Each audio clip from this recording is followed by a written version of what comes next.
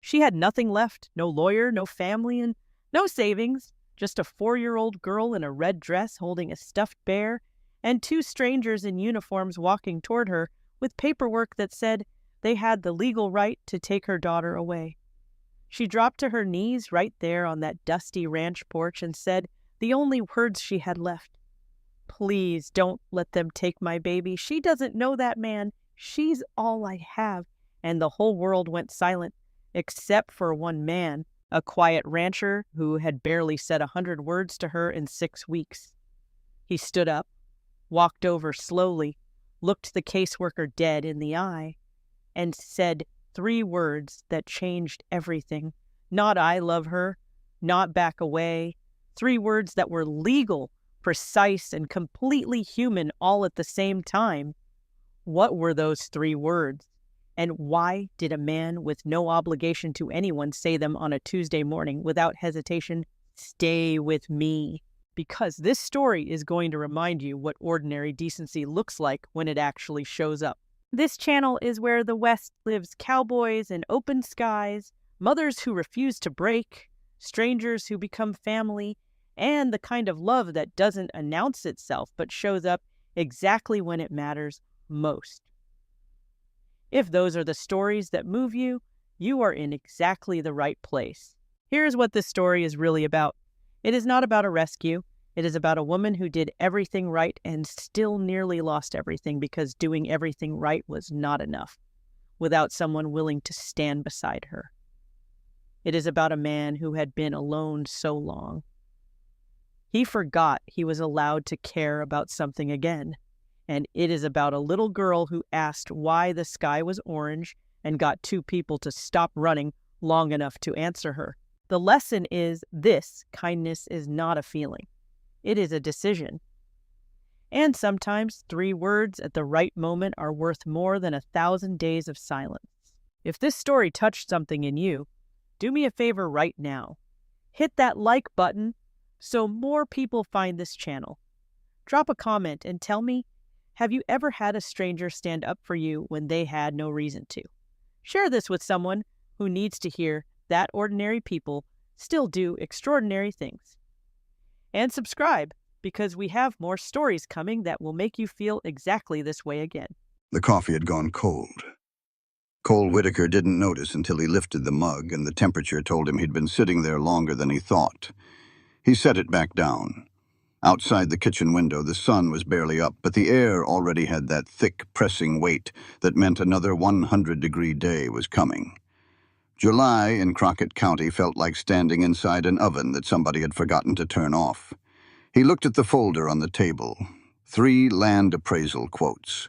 He'd been staring at them for 20 minutes without reading a single number. That wasn't entirely true. He'd read them.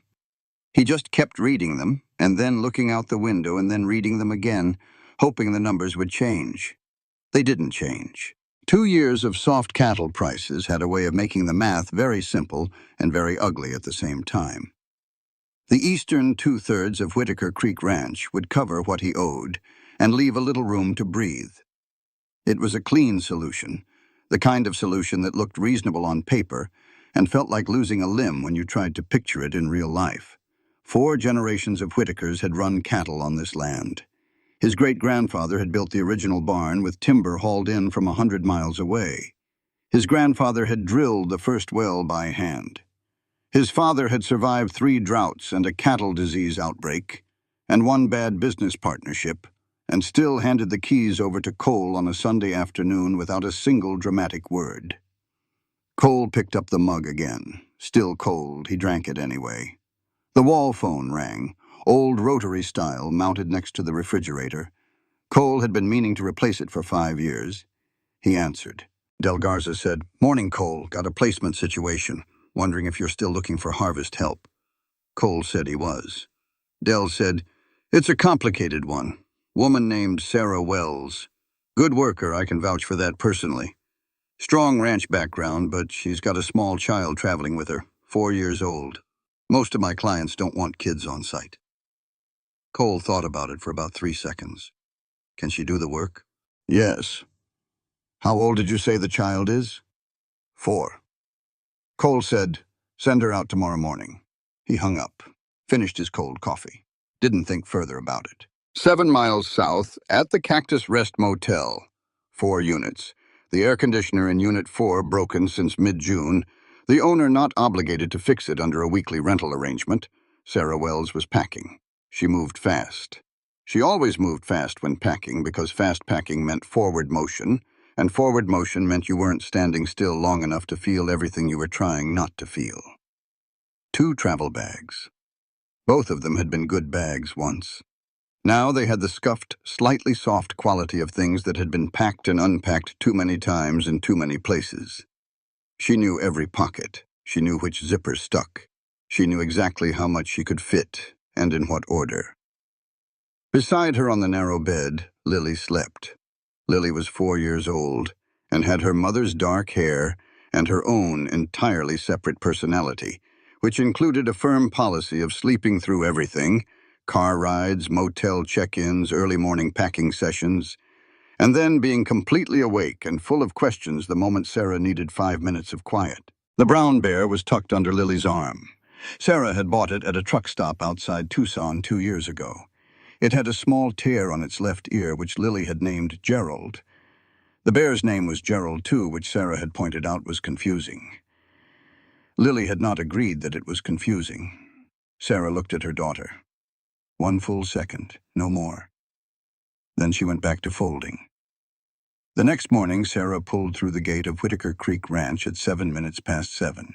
The property looked the way working ranches look, not pretty in the landscape sense, but organized in the specific way that comes from people who know exactly what they're doing and don't waste energy on anything that isn't load-bearing. Good fence line, clean equipment shed, a main house that hadn't been painted recently but wasn't falling apart. A man came out of the barn as she parked. Tall, lean, the particular kind of weather that happens to people who spend most of their lives outdoors.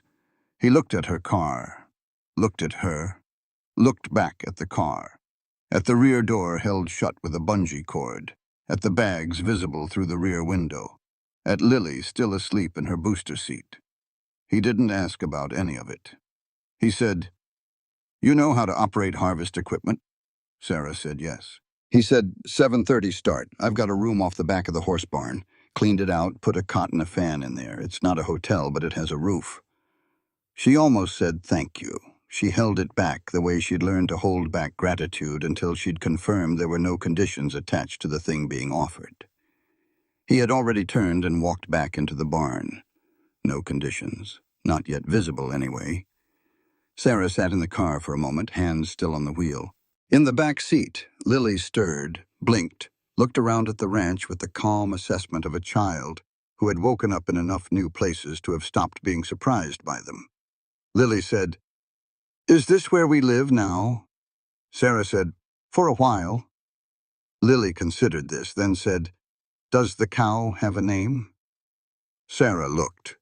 There was indeed a cow visible near the far fence. She said, "I don't know yet." Lily said, "I'll ask." Sarah got out of the car. Lily climbed out after her, still holding Gerald.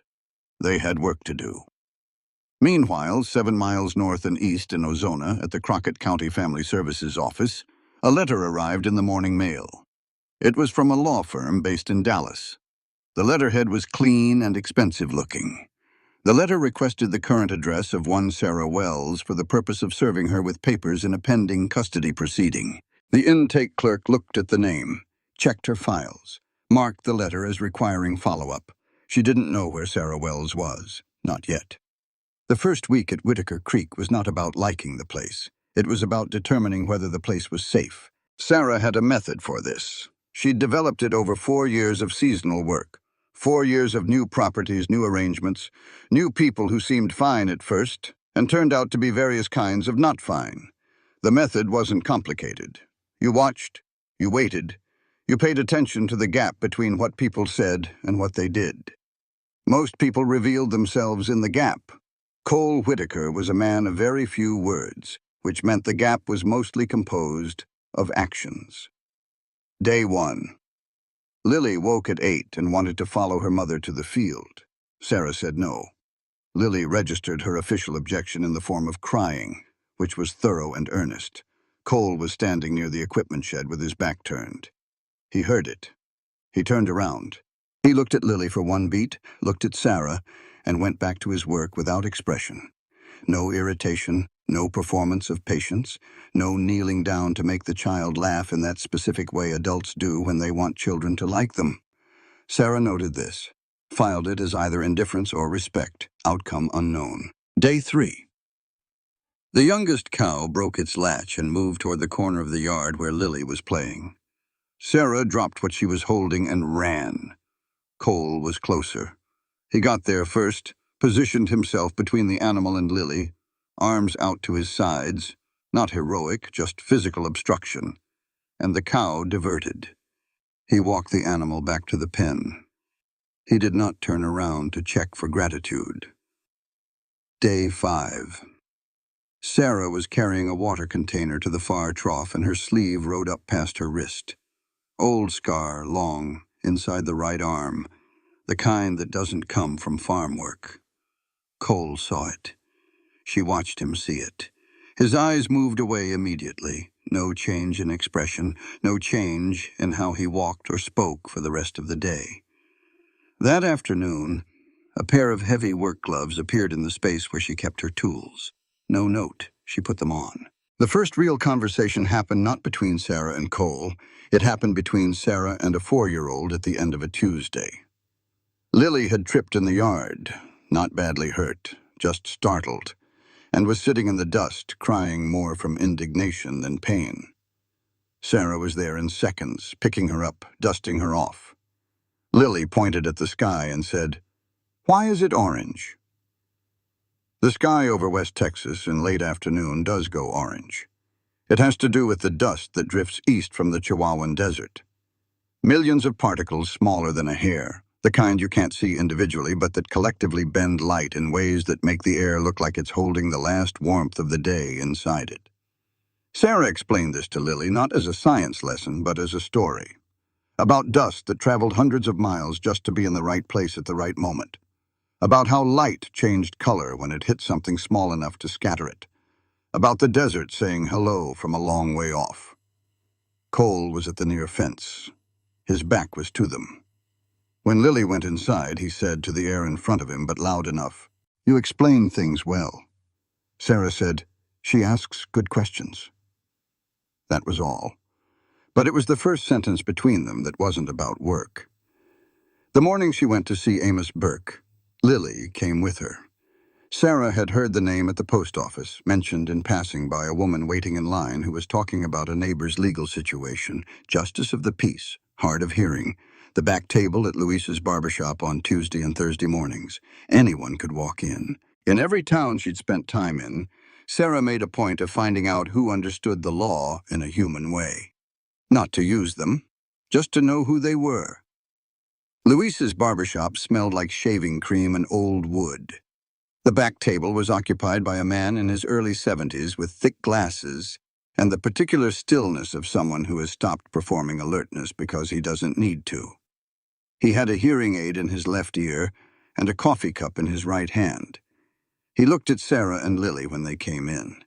His eyes were sharp behind the glasses. He asked, "How long have you been in the county?" Sarah said, 2 weeks. He said, "You in trouble or heading toward it?"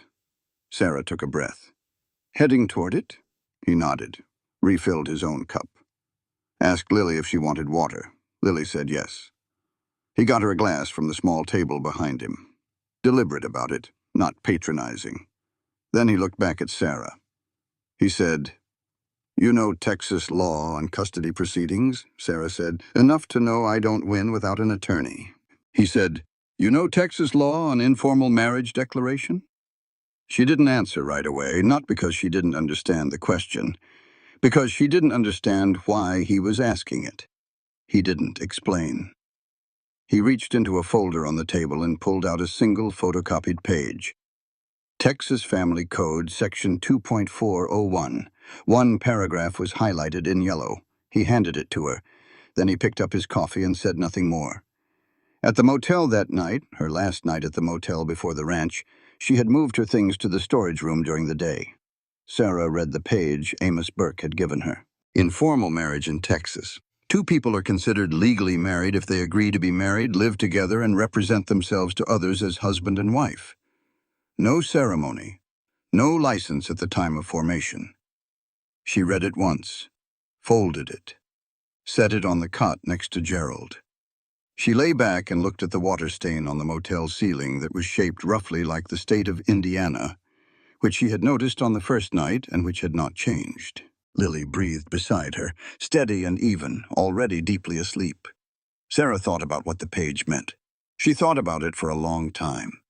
Then she closed her eyes and told herself to stop thinking about it, because the situation it described required two people, and the second person was a man she had known for 10 days who had spoken maybe 80 words to her total. She slept. The next morning in Dallas, in an office with climate control and a view of the city skyline and coffee that cost more than Sarah made in an hour, a man named Marcus Doyle sat across from his attorney and reviewed an asset summary. Marcus Doyle was 44 years old. He wore a good suit. He had the kind of face that read well in photographs. Pleasant, symmetrical. The kind of face that made people extend the benefit of the doubt longer than the evidence warranted.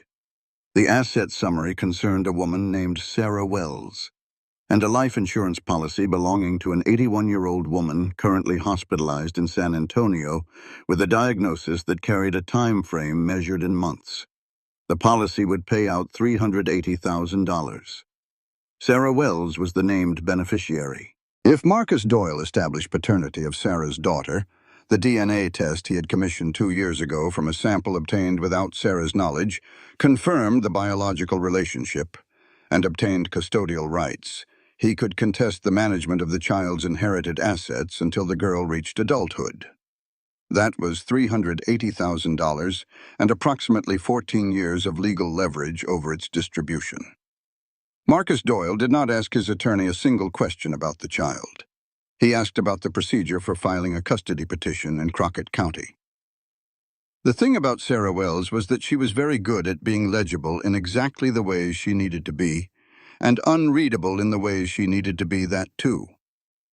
Cole had been watching this without exactly framing it that way. He was not an analytical person by inclination. He was observational in the way that people who work outdoors become observational. You read weather, you read cattle, you read the small signs that tell you what's actually happening versus what appears to be happening. He noticed that Sarah never let Lily out of her line of sight for more than 30 seconds. He noticed that this was not ordinary worried mother behavior. It was continuous spatial tracking. She always knew where Lily was. She always had a clear path back to her. That kind of monitoring was a skill. Skills came from practice. Practice required a reason. He did not ask about the reason. He also noticed, in the second week, that she was very good at answering the question she was asked without adding anything the question didn't require. Most people over-explain. They fill silence. They offer context. Sarah answered questions the way she filled out paperwork, accurately, completely, with nothing extra. He found this easier to work with than he would have expected. The second conversation worth remembering happened on a Thursday. They were checking the irrigation line on the south field, a task that required one person to walk the line and one person to monitor the water pressure gauge at the pump. Cole was at the gauge. Sarah was walking the line. Lily was 50 yards away, sitting in the shade of the truck, drawing something complicated in a notebook she carried everywhere. Sarah came back and said, "There's a slow leak at the junction point, 100 yards north. It's small, but it's been going long enough to leave a mineral deposit around it." Cole said, "Can you show me tomorrow?" She said yes. He said, "How did you spot it? It's not visible from a standing position." She said, "I was looking at the soil color." He looked at her. She was describing a technique that took most people years to develop. The way water changes soil color even when it's a very slow leak over a long enough period. He said, "Where did you learn that?" And Sarah said, "My father ran a property in the hill country. He taught me to read soil before he taught me to read a clock." It was the first voluntary piece of information she had offered about her own life, 2 weeks in. Cole said, "Good teacher." Sarah said, "He was." past tense. He noted that, didn't ask about it. Amos Burke was sitting at his table on a Thursday morning with no one in the chair across from him. Louise was cutting a teenager's hair. The radio was playing something from the 1970s that nobody had requested. Amos was rereading the photocopy of a custody case from 2 years prior. He had read it 5 times. He kept returning to the moment where he hadn't had the right information at the right time, and the outcome had reflected that gap. He was a man who did not like gaps. He had lost his hearing in a gas line explosion on his own property 20-some years ago. The process of compensation, learning to read lips, to read posture, to read the distance between what people said and what their bodies were simultaneously communicating, had taken years and had never been complete. But the parts that worked gave him access to information that fully hearing people routinely missed. When Sarah and Lily had walked into the barbershop 2 weeks ago, Amos had watched them for 30 seconds before asking a single question. He had seen what he needed to see.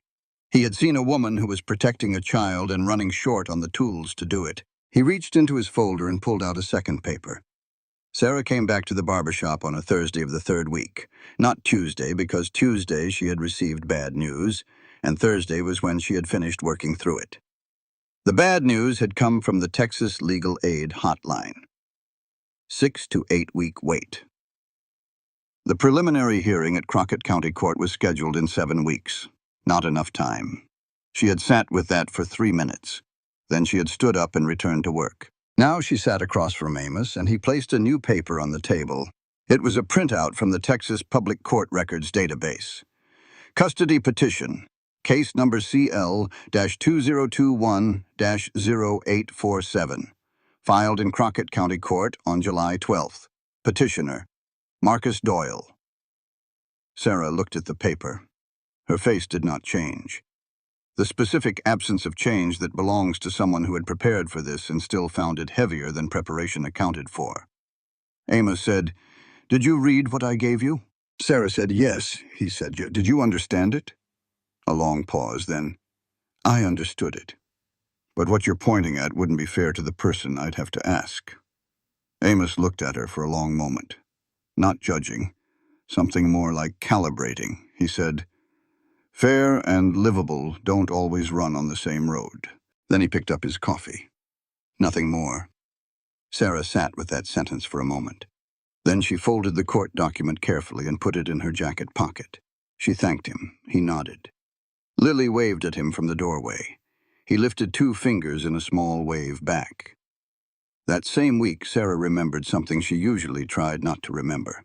She was rinsing dishes after dinner, Lily already in bed, and it came back the way things you've put away always come back, quietly, through a side door, when you're not defending against it. She had left Marcus Doyle 3 years ago, on a Tuesday night in the rain, with 2 bags and her car and the conviction that she did not look back. She had driven away from a house in Dallas that had good furniture and bad everything else. She had not known she was pregnant. She found out 2 months later, alone in a bathroom in Tucson, with a test bought from a pharmacy that was open at 11 at night. She had not called Marcus, partly because of what she was afraid he might do, mostly because of what she had seen during 3 years of living with him. The specific, careful way he managed people when he wanted something from them, the specific way his face changed when he decided he wasn't getting it.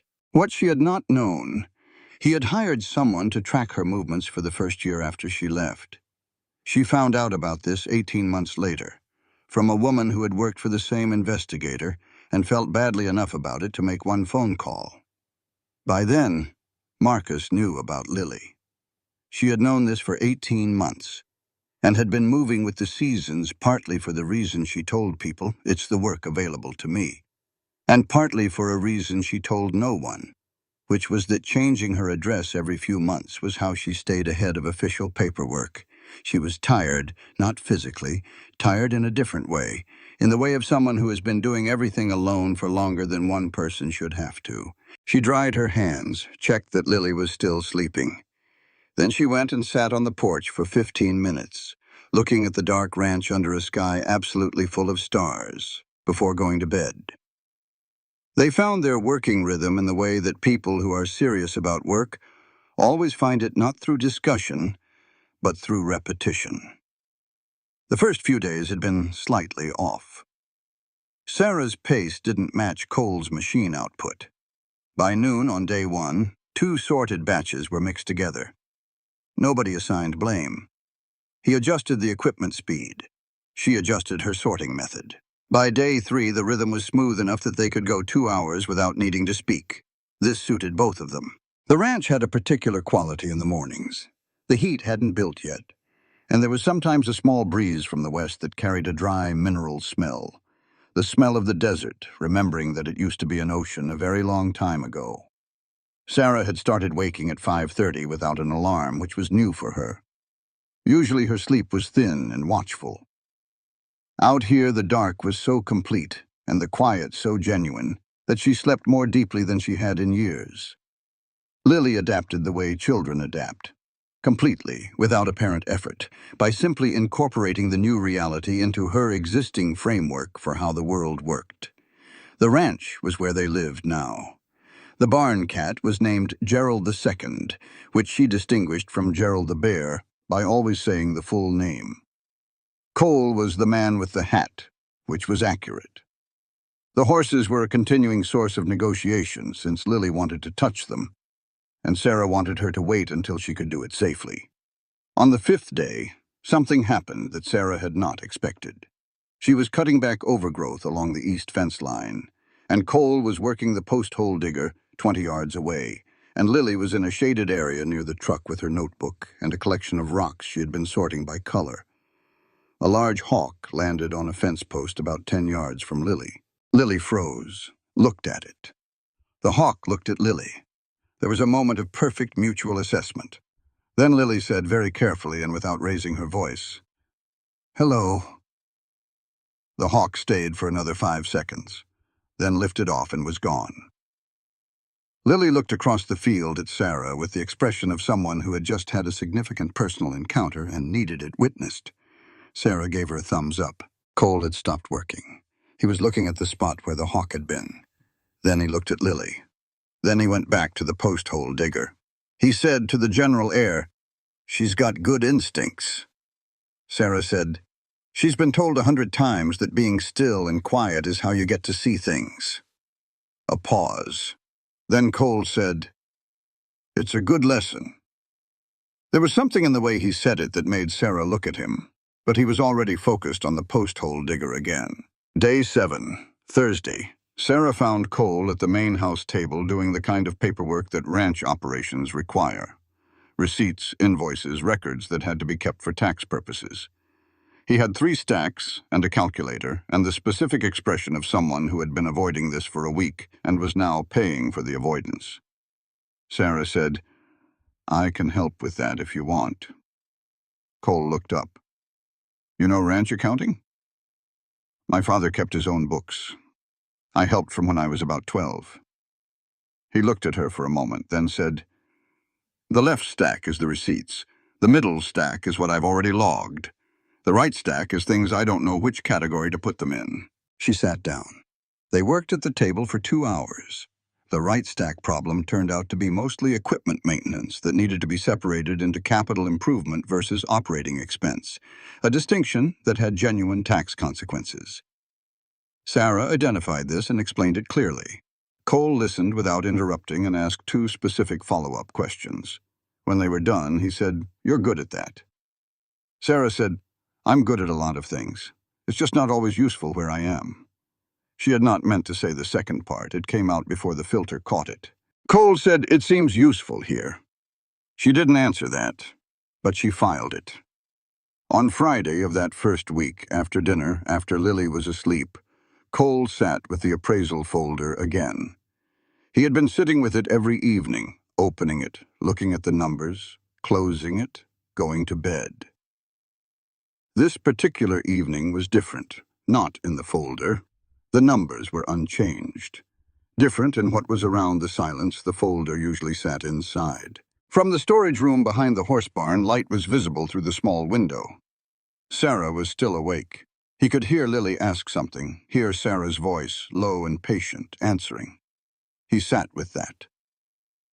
The ranch had been very quiet for a long time. 7 years. He had become accustomed to a particular quality of solitude that he had, at some point, stopped distinguishing from preference. He lived alone. He worked alone. He made decisions alone. He ate alone and slept alone and handled every problem alone, and somewhere in the middle of 7 years, he had stopped being aware of the weight of that, because the weight had simply become the normal sensation of existing. The sound coming from the storage room was the most ordinary thing imaginable. A child asking a question, a mother answering. He sat with it for a long time. Then he understood something. He had been trying to sell 2/3 of the ranch for 2 years, had the paperwork ready to sign twice. Both times he had stopped. He had told himself it was because he wasn't sure about the price. He had told himself it was because the timing wasn't right. He had told himself it was because the eastern section included the original well his grandfather had drilled. None of those things were the reason. The reason was that the ranch was the last place that still held the particular quality of the life he and Rachel had been planning when she died. The physical space of it. The fact that she had stood in this kitchen and looked out these windows and said once, on a Sunday morning, that she was going to plant a garden along the south fence when they had time. She never planted the garden. He had never moved the fence. If he sold the land, the question of the garden became permanently unanswerable. The question of what the life might have been became unanswerable. He was keeping the question alive in the only form still available to him, the physical location in which it had once been a reasonable expectation. He sat with this understanding for a while. Then he closed the folder, stood up, went to bed. Amos Burke had a routine. He was at Louise's table by 8 on Tuesdays and Thursdays. 1 cup of coffee to start, 1 refill when Louise had a break between customers. Whatever papers he had to review, he reviewed. Whoever came, he listened to. He was home by noon. He had been doing some version of this for 37 years. Not always at Louise's, not always in Crockett County, but always the same essential structure. Be available, be patient, bring everything you know, and leave your preferences at the door. His hearing loss had changed him, and he was now old enough to say without performance that it had changed him more usefully than the hearing had. His ears caught tone and volume. His eyes caught everything else. In 37 years of watching people explain themselves in rooms where something important was at stake, he had learned to read the gap between those two inputs better than most people read words. He had seen Sarah Wells across that gap the moment she came in. He had also seen Cole Whitaker across that gap. Cole came in every 4 weeks or so for a haircut, like clockwork, and had been doing so for 6 years.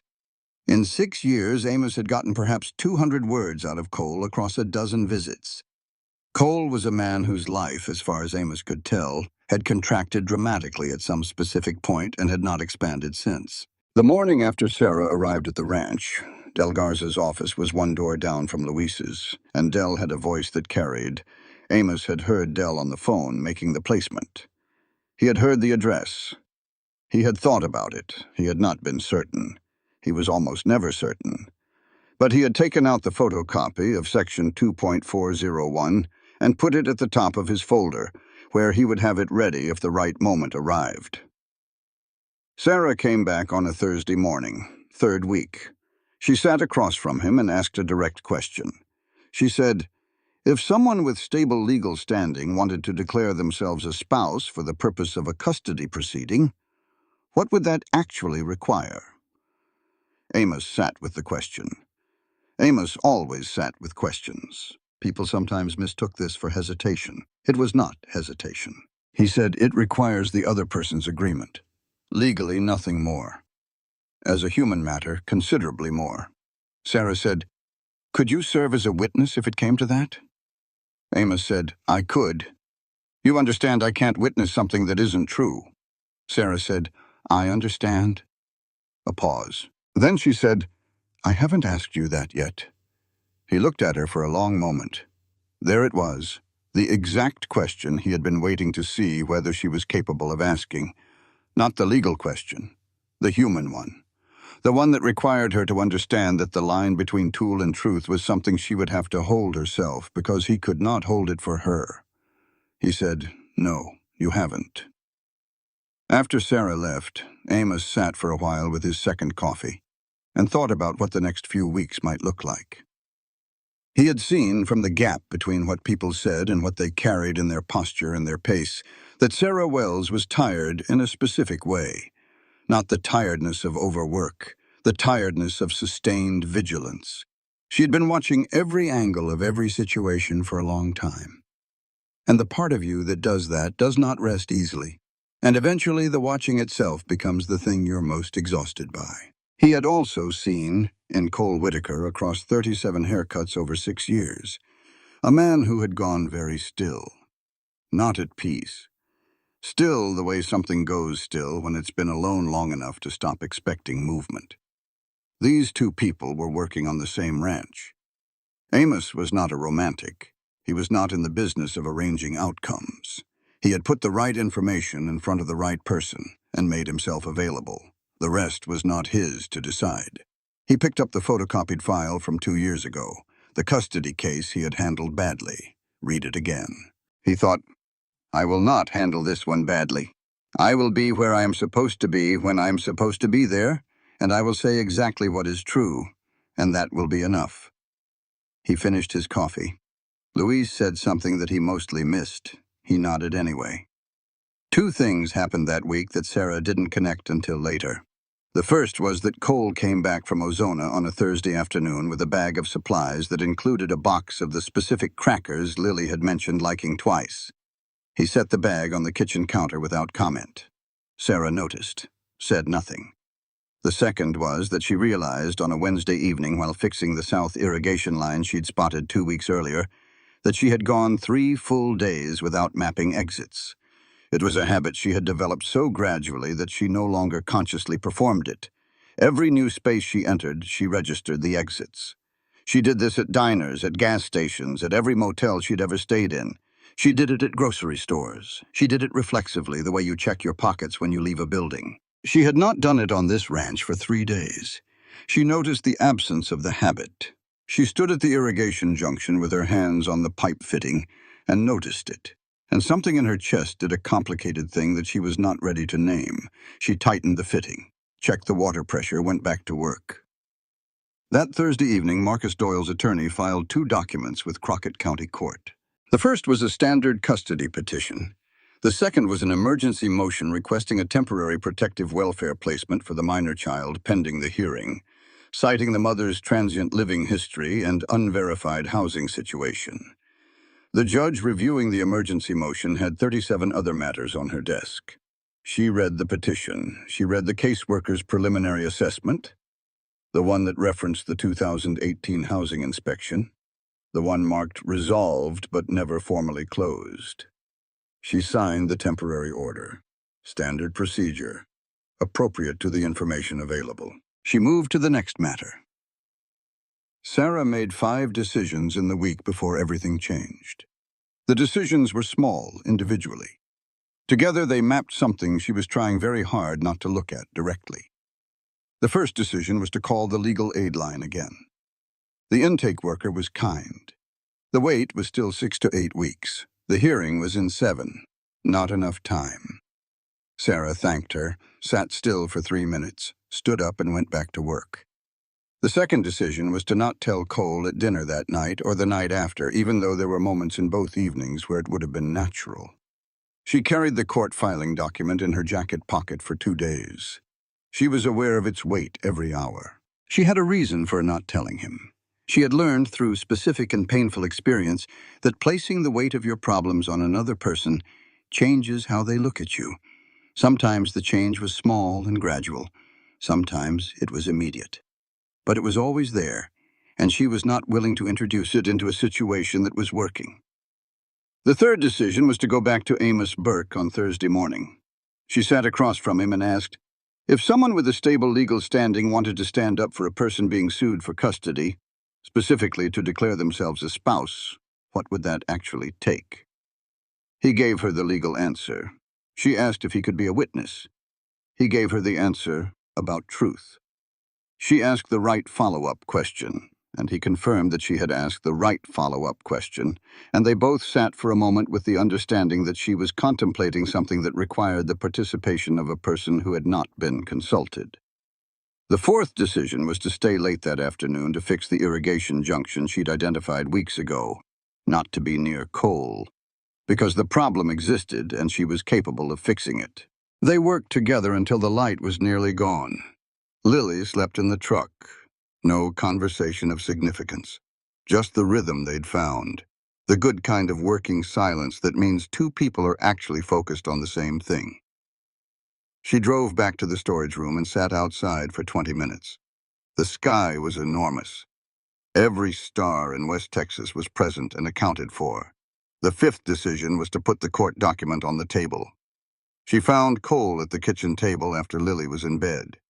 He was doing that thing he sometimes did in the evenings, sitting with a cup of tea he wasn't drinking and staring at something she couldn't see. She sat down across from him. She placed the court filing on the table, facing him. She said nothing. She let him read it. He read it. She watched his face while he read it. He was not a demonstrative person, but faces always said something. His said, "This is not new information." She had not expected that. He finished reading, set the paper down. Lily's crayon drawing from earlier was also on the table. A horse with 6 legs and what appeared to be wings. He put the paper beside it. He said, "What do you need from me?" And Sarah said, "You knew." Not a question. Cole said, "Dell called me a week and a half ago. Told me you might be heading into legal trouble. Asked if I wanted a replacement." Sarah said, "What did you say?" Cole said, "I said no. No replacement needed." She sat with that. She said, "Why?" He looked at her steadily. "Because you hadn't given me a reason to say otherwise." It was a simple answer. It was the exact right answer. It said, "I waited because I trusted that you had reasons for what you were and weren't telling me. And I gave those reasons the respect of not pushing past them." Sarah had not been on the receiving end of that particular approach from another person in a very long time. She said, "There's more you should know." And she told him. Not everything.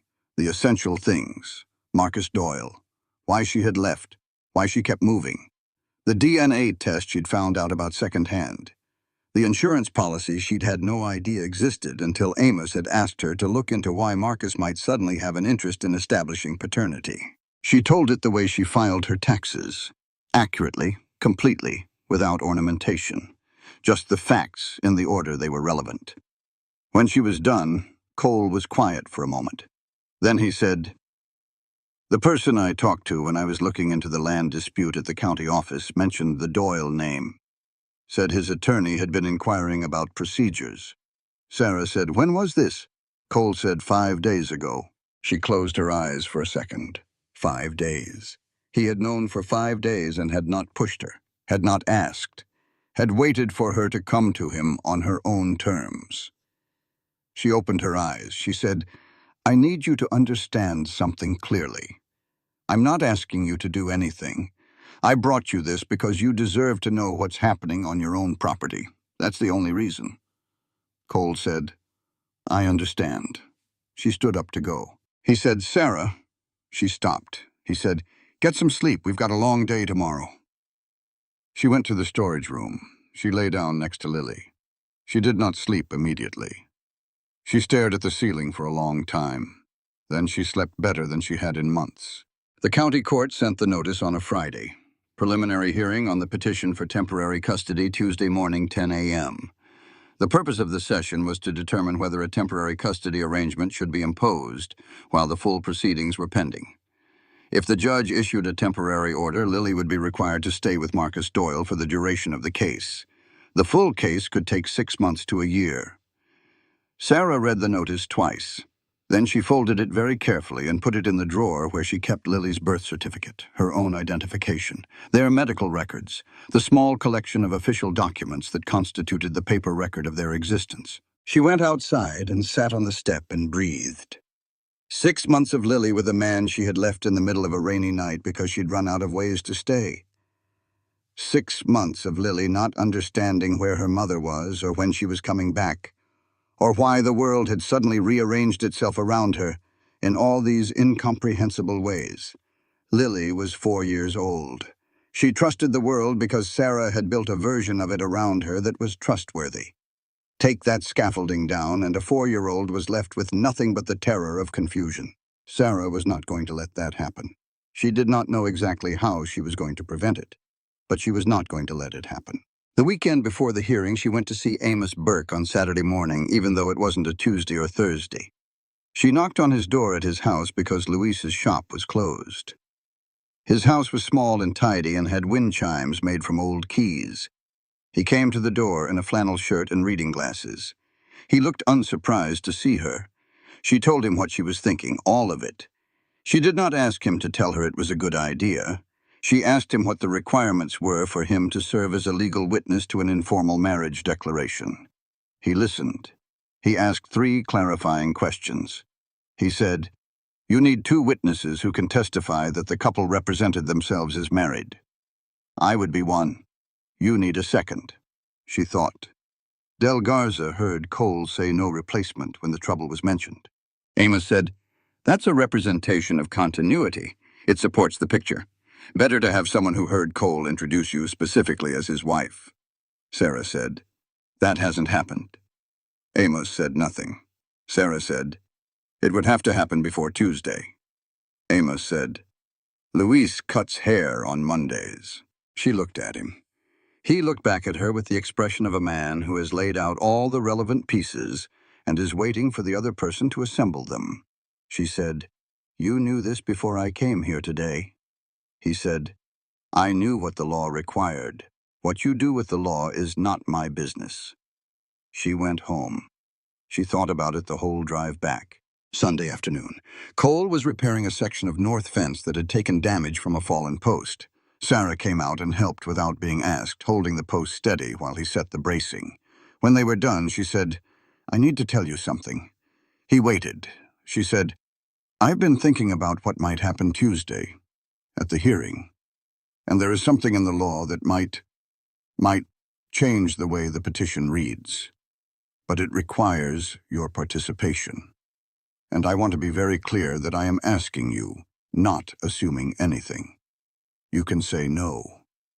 He said, "Tell me." She told him, slowly, precisely, the way she would explain a complex task to someone she respected. The informal marriage statute, what it required, what it would mean legally, what it would mean practically, that they would be on paper and in the eyes of the state of Texas a married couple, with the full weight of what that carried in terms of rights and responsibilities. She said, "I know this is enormous. I know we've known each other for 6 weeks. I know this is not what either of us signed up for when Dell made that call." She paused.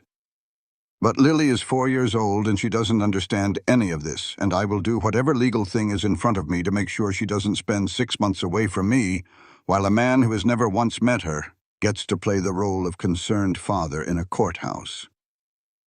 Cole was quiet for a long time. The fence stretched away in both directions. The late afternoon light was going golden. A crow called once from somewhere in the mesquite. He said, "Monday, Luis's shop. I'll introduce you to Amos Burke as my wife." She said, "You understand what you're agreeing to." He said, "I understand that a 4-year-old girl needs her mother, and that there is something in my power to do about that." She looked at him. "That's not the whole answer." He said, "No, it isn't. But it's the part I'm certain of. The rest I'm still working out." She nodded, turned and walked back to the storage room. He stood at the fence for a while before going back to work. Monday morning, Luis's barber shop. Cole walked in with Sarah beside him. Lily was with Beth Carson, the nearest neighbor, who had offered to watch her for the morning when Cole had called on Sunday evening to ask. Amos was at his table. Luis was between customers. Cole walked up to the table. He said without preamble, "Amos, I wanted to introduce my wife, Sarah. You've met her before." Amos looked at Sarah, looked at Cole, looked back at Sarah. He said, "Good to see you again, Sarah." Sarah said, "You too, Mr. Burke?" Imus said, "You two want coffee?" They stayed for 25 minutes. They talked about the ranch, about the weather, about the county road repair project that had been discussed for 3 years without progress. Louise came over during his break and joined the conversation. Nothing significant was said, but it had happened. In front of 2 witnesses. Cole Whitaker had introduced Sarah Wells as his wife. The drive back to the ranch was quiet. About a mile out, Sarah said, "Thank you." Cole kept his eyes on the road. He said, "Don't thank me yet." Tuesday morning.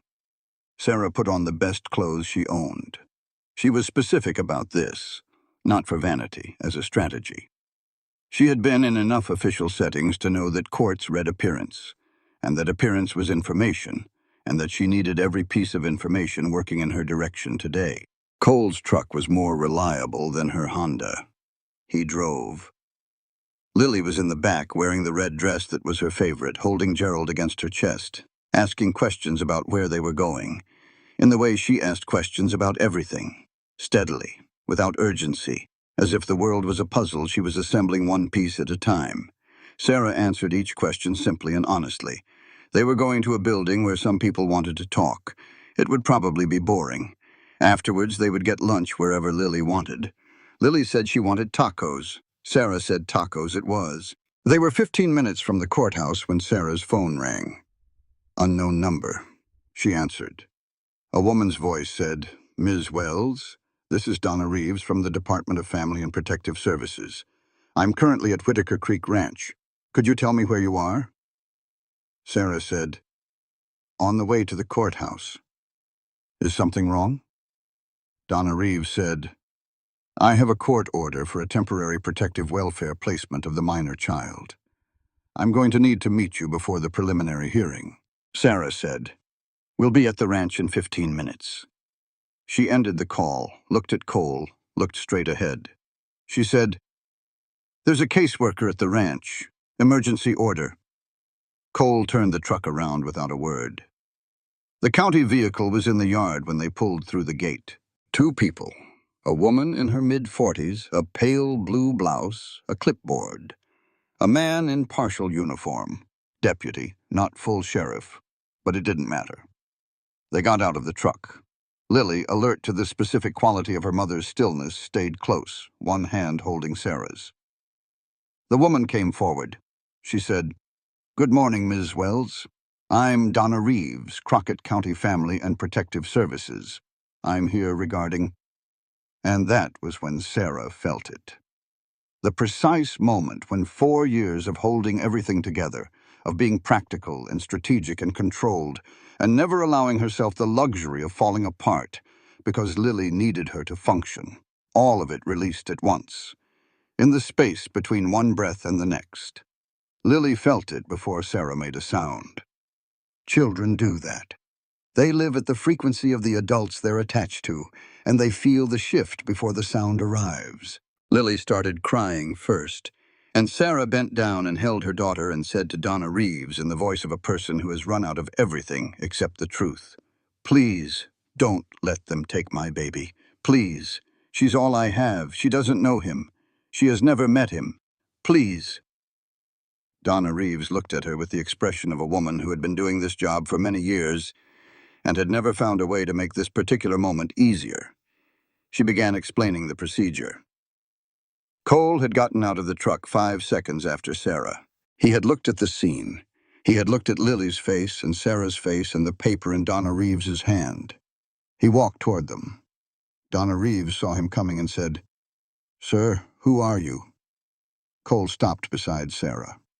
He looked at Donna Reeves. His voice was level. He said, "She's my wife." 3 words. Nobody said anything for 3 full seconds. Donna Reeves looked at her clipboard. She said, "The petition identifies Ms. Wells as a single parent." Cole said, "The petition is incorrect." She said, "Do you have documentation?" He said, "Texas doesn't require documentation for informal marriage at formation. We are living together, we have agreed to be married, and I introduced her as my wife to the County Justice of the Peace, Amos Burke, yesterday morning at Luis's barber shop. Del Garza, our labor broker, can also confirm." Donna looked at the deputy. The deputy looked at his own paperwork. He looked at Cole. He looked at Sarah, who was still holding Lily, but had stopped crying, stopped by the shock of what Cole had just said. Donna said, "We will need to verify this information before proceeding with the order." She handed Sarah a card. She said, "You are required to be at the courthouse at 10 o'clock this morning, both of you." They got back in their vehicles. They left. Sarah stood on the porch for a moment after the county vehicle disappeared down the drive. She set Lily down. She said, "Go inside and get your water bottle." Lily went. Sarah turned to Cole. She said, "I need you to understand that I know what you just did." He said, "I know." She said, "Not in a sentimental sense, legally. You've placed us inside a declaration that, if challenged and not confirmed, damages my case more than it helps." He said, "I know." She said, "Why?" He was quiet for a moment. Then, "Because I was standing there watching them come to take that little girl from her mother, and the only thing I had available was to say something." He looked past her toward the drive. "That's all I was certain of." Sarah said, "That's not a complete answer." He said, "No, it isn't." She looked at him for a long time. Then she said, "We need to be at the courthouse in an hour. I'm going to get Lily ready." She went inside. Cole stood on the porch for a moment. Then he went to get his good jacket. The courthouse in Ozona was a 1920s limestone building with a flagpole out front and air conditioning that worked but sounded like it was suffering for the effort. The preliminary hearing room was small, wood paneling, a raised bench for the judge. 2 tables facing the bench, 1 for each side, a row of chairs along the wall for witnesses. Marcus Doyle was already seated at the petitioner's table when Cole and Sarah came in. He was exactly as Sarah had described him. The kind of face that read pleasantly in photographs. He wore a suit. He had a Dallas attorney beside him, who had the specific competence of someone who had done this particular type of case many times before. Sarah sat at the respondent's table. Cole sat beside her. Lily was with Donna Reeves in a side room which the court used for situations involving young children. Lily had been given crayons and a pad of paper, which Donna had thought to bring, and had apparently received this development as satisfactory. The judge was a woman in her late 50s named Honorable Patricia Caldwell. She had been on the bench in Crockett County for 2 decades. She had the particular patience of someone who had heard everything and had learned to reserve judgment until the actual relevant information arrived. She looked at the file. She looked up. She said, "We're here today on the petition filed by Mr. Doyle regarding temporary custody of Lily Wells, age 4. Additionally, I have received an emergency filing this morning from Respondent Counsel challenging the basis of the petition on grounds related to the respondent's marital status. We will address that challenge first." Cole had no attorney. He had spoken to Amos for 20 minutes that morning before the hearing. Amos had told him what to say, and more importantly, what not to say, and which questions to answer with as few words as possible. The petitioner's attorney went first. He argued that the marriage claim was fabricated, that Sarah Wells had been a transient single parent for 4 years, that there was no record of any marriage, that the claim had been produced within 72 hours of a custody action being served. He made the argument well. It was accurate in most of its facts. Then Amos Burke was called. He walked to the witness chair slowly and with the authority of a man who has been sitting in small county courtrooms for 4 decades and has no particular anxiety about what happens in them. He took the oath. He stated his name and title. He said in response to the question of whether he had witnessed Cole Whitaker introduce Sarah Wells as his wife, "Yes, Monday morning at 8:47 at Luis's barber shop in Ozona. Cole Whitaker and Sarah Wells were present. Luis Reyes was also present. Mr. Whitaker introduced Ms. Wells by saying, and I quote, 'I wanted to introduce my wife, Sarah. You've met her before.' He was asked whether he had had previous contact with Sarah Wells. He said, 'Yes, on several occasions beginning approximately 3 weeks ago. He was asked the nature of those contacts. He said, "She came to me with questions about Texas family law. I answered her questions." He was not asked what questions. Nobody thought to ask. The petitioner's attorney moved on. Del Garza testified next.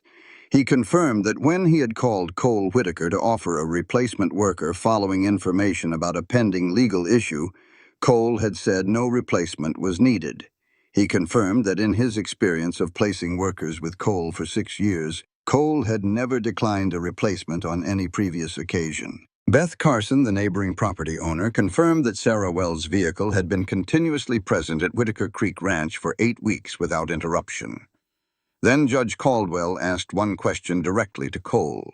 She said, "Mr. Whitaker, if this court confirms the marital relationship between yourself and Ms. Wells, are you prepared to assume co-parental responsibility for the minor child, Lily Wells?"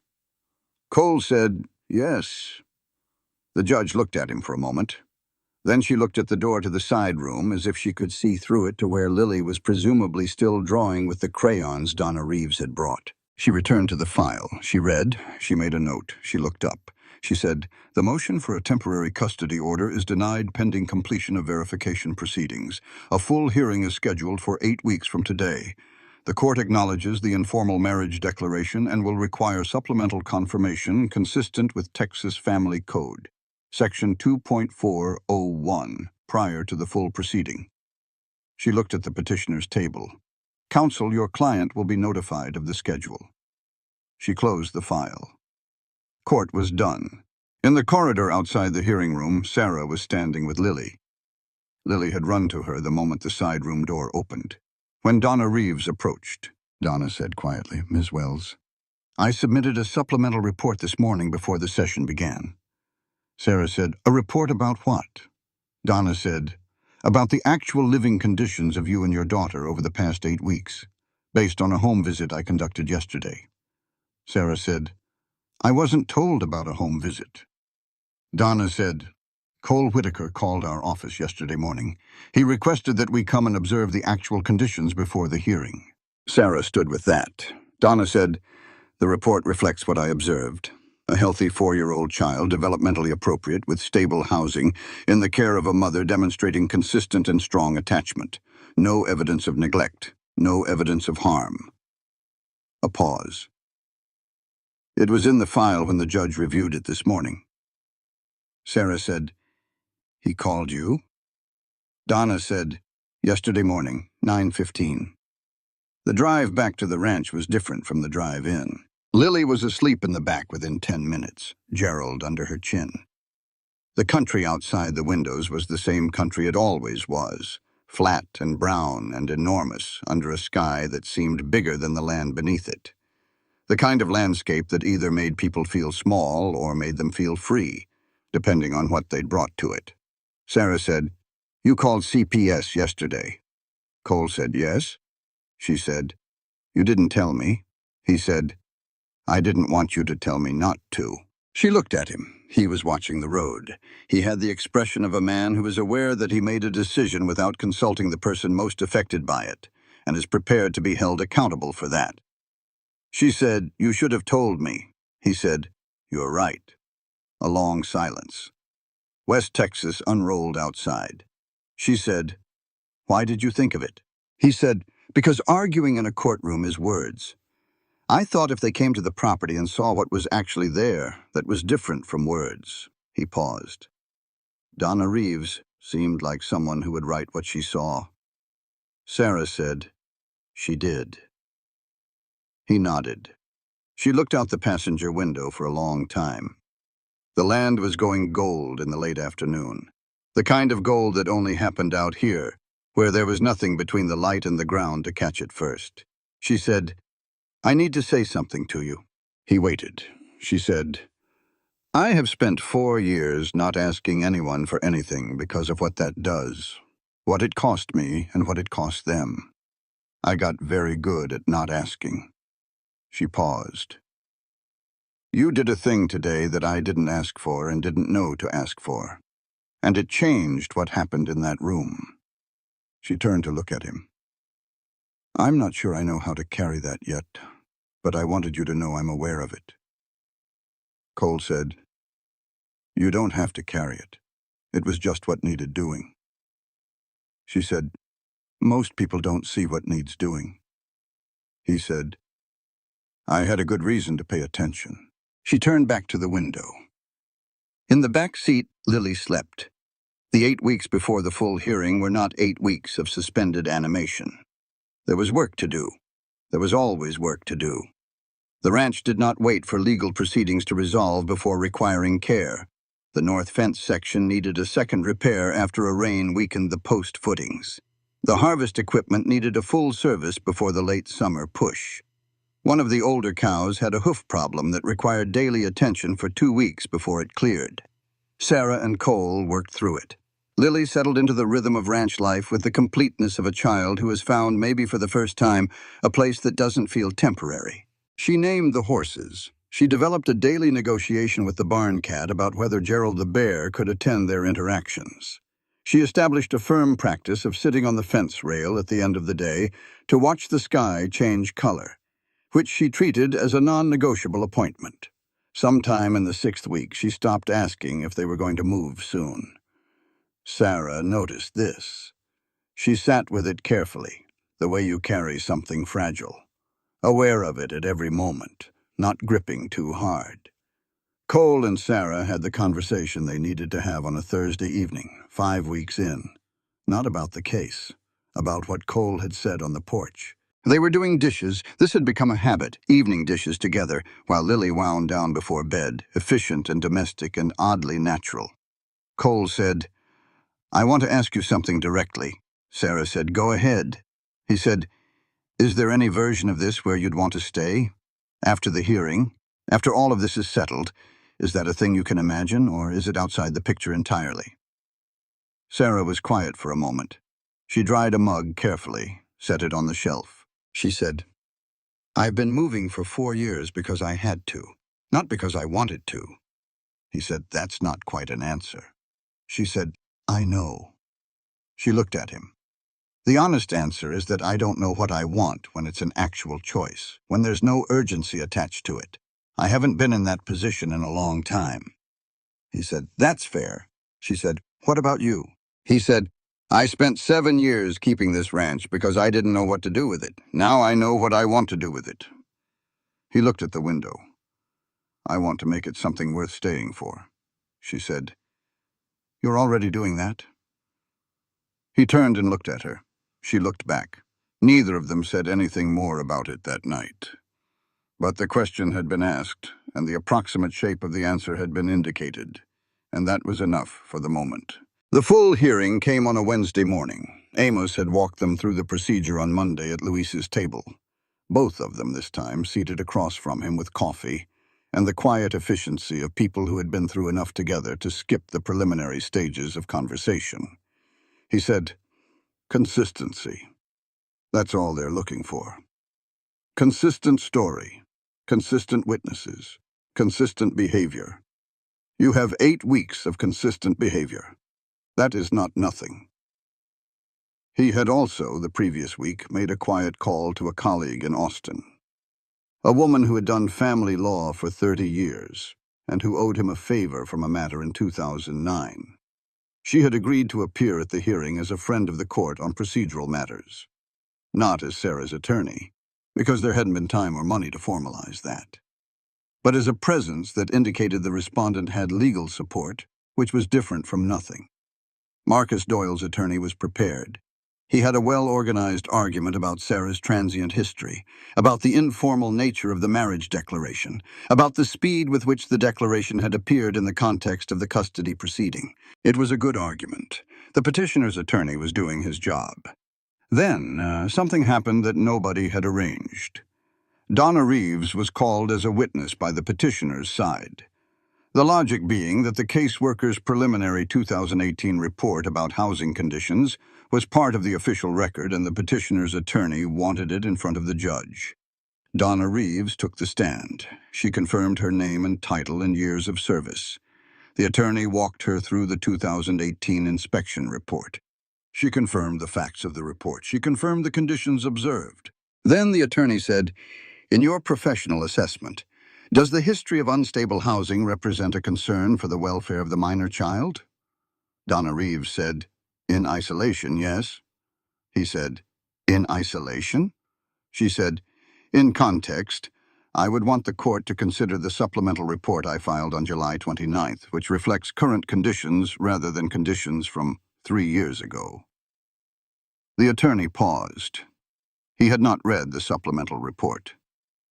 He had not known about the supplemental report. He said, "Could you summarize that report for the court?" Donna Reeves said, "I visited Whitaker Creek Ranch in Crockett County on the afternoon of July 28th. I observed the living space occupied by Ms. Wells and her daughter. I observed interactions between Ms. Wells and the child over approximately 90 minutes. I observed the ranch property and the community context. My report reflects a healthy 4-year-old child who is developing appropriately, who is securely attached to her mother, who has stable housing and regular routines, and who shows no evidence of neglect, harm, or environmental stress." She paused. "That is the full summary." The attorney sat down. Judge Caldwell looked at Donna Reeves. She said, "Ms. Reeves, in your professional opinion, does the current situation represent a welfare concern for the minor child?" Donna Reeves said, "No, it does not." The judge read for 4 minutes before she spoke. The room was quiet in the particular way that rooms are quiet when everyone in them is waiting for something definitive. Judge Caldwell said, "The court has reviewed the full record in this matter. The petition for custody filed by Marcus Doyle does not establish a preponderant basis for overriding the existing parental relationship between Sarah Wells and her daughter, Lily Wells." She looked up briefly. "The court finds the informal marriage declaration sufficiently supported by witness testimony and behavioral evidence. The petition is denied." She made a note. She said, "Court is adjourned." In the corridor, Lily was on Sarah's hip with her face pressed against her mother's shoulder and her arms very tight around her neck. This was the position Lily defaulted to when she understood that something significant had just happened, even when she didn't fully understand what. Cole was standing slightly apart, the way he stood when he was processing something, still, weight forward on his feet, looking at a middle distance that held nothing of particular interest. Amos came out of the courtroom and stopped beside Sarah. He said, "Good result," Sarah said. "Donna Reeves?" Amos said, "Yes." Sarah said, "Cole called her." Amos said, "Apparently." Sarah looked at Cole. He was looking at her now. She said to him, "You called her." He said, "Words in a courtroom are words. I thought something real was better." She said, "It was." He nodded, looked at Lily, said, "Hey."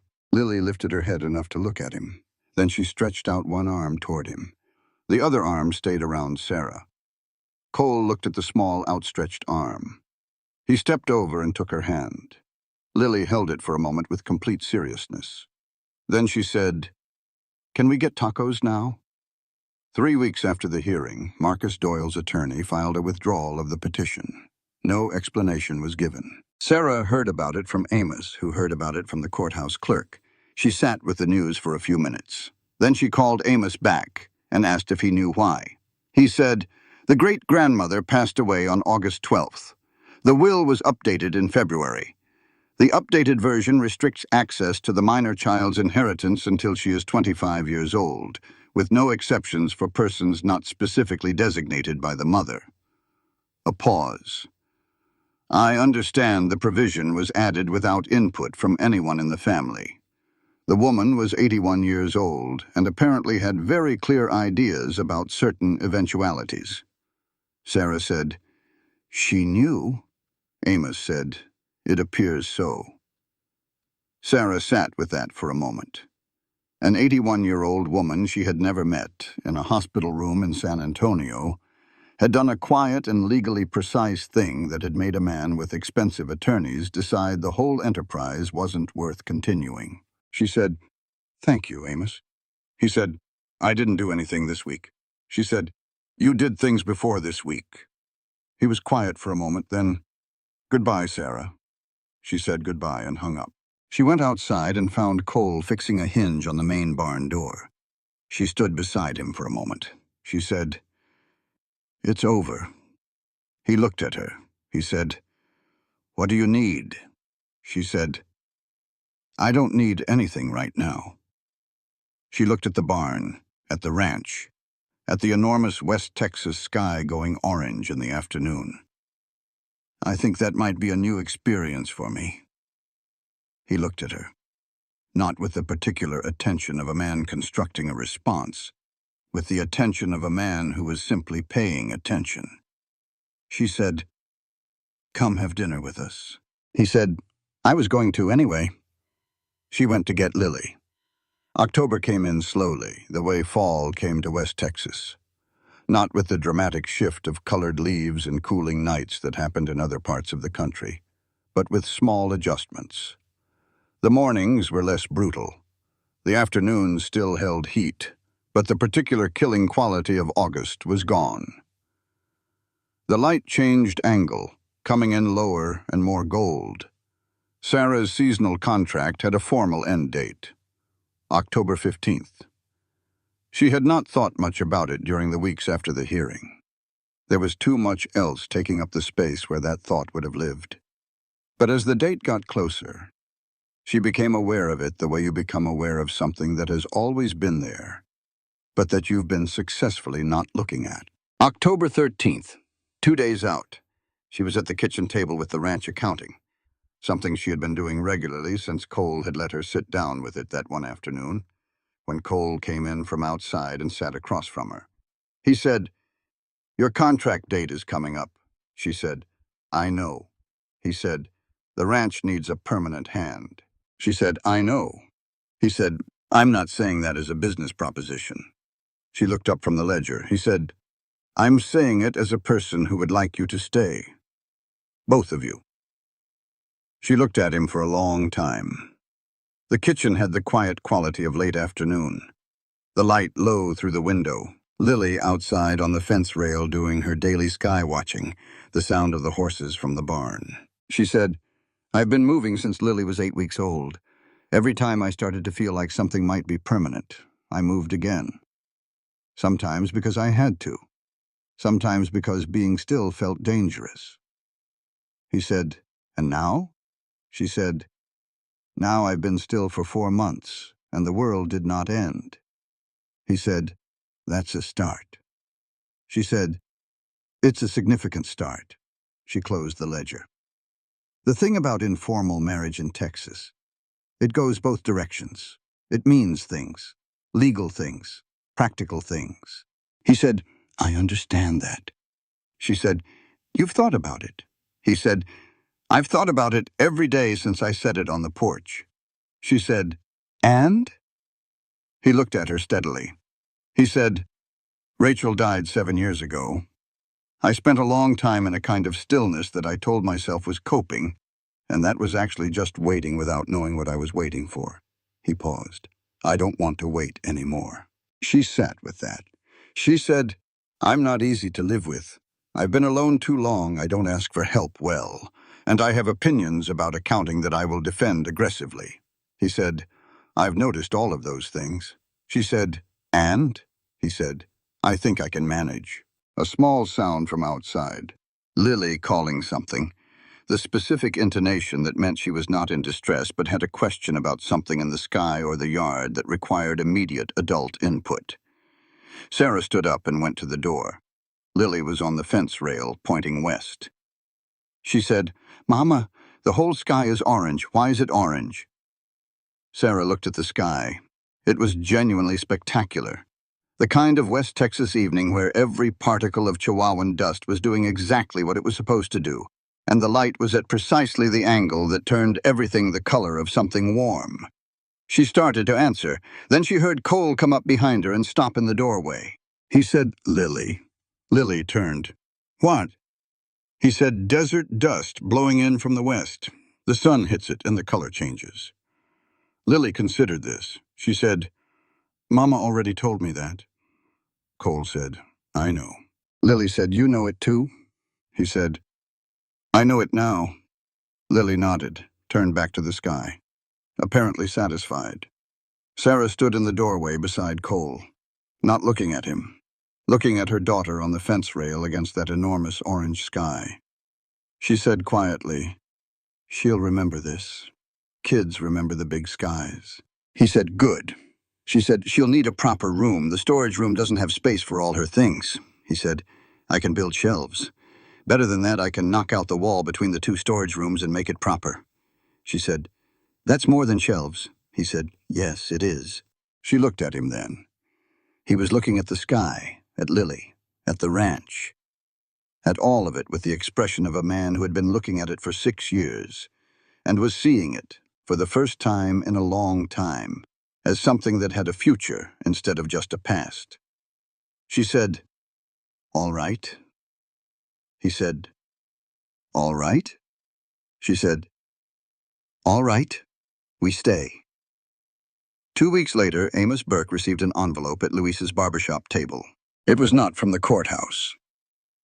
The return address was Whitaker Creek Ranch, rural Route 4, Crockett County, Texas.